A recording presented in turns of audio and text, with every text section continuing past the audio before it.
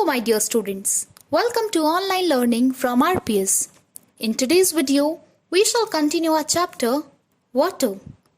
We study about forms of water, learning about the 3 states of water and a little on water cycle too. Now my dear children, could you tell me among these which one is water? How many of you agree that was right? Well, I did too. But hey, what's happening? Our arrow has clicked on ice and steam too. Did you think that was right? My dear children, let me tell you, water can have 3 forms. The water that we drink is in the liquid form. And we all love ice in our cold drinks, right? So my dear children, ice is the solid form of water. Apart from these two, water can be found in the form of a gas called steam or water vapor.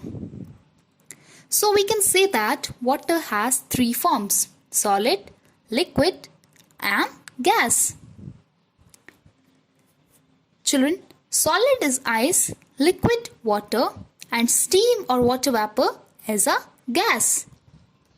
Now, did you know that if you kept a glass full of ice and just let it stand for a while, what would happen?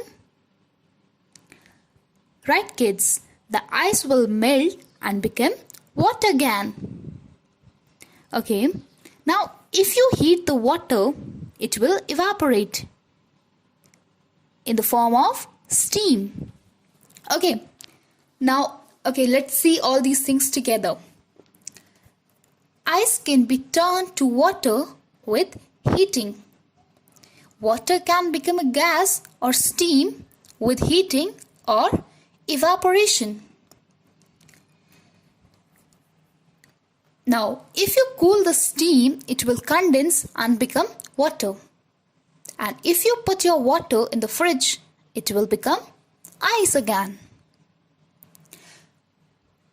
So, we have seen that in evaporation, water changes to steam, which is from liquid to a gas. And in condensation, water vapor turned back to water, or we can say gas changed to a liquid.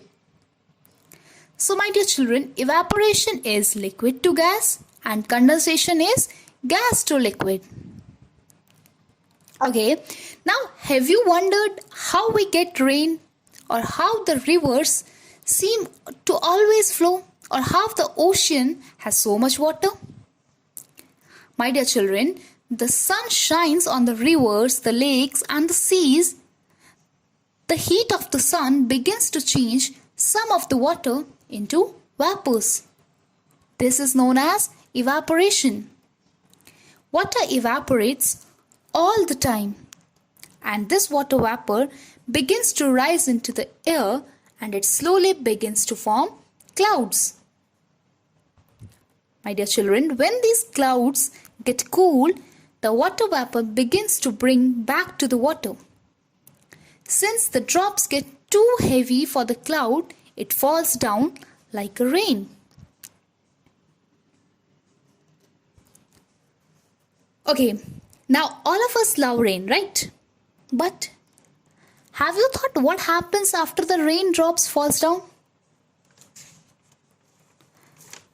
My dear children, some of these drops form puddles which begin to flow into small streams. These streams join larger rivers, and these rivers join lakes and then the seas.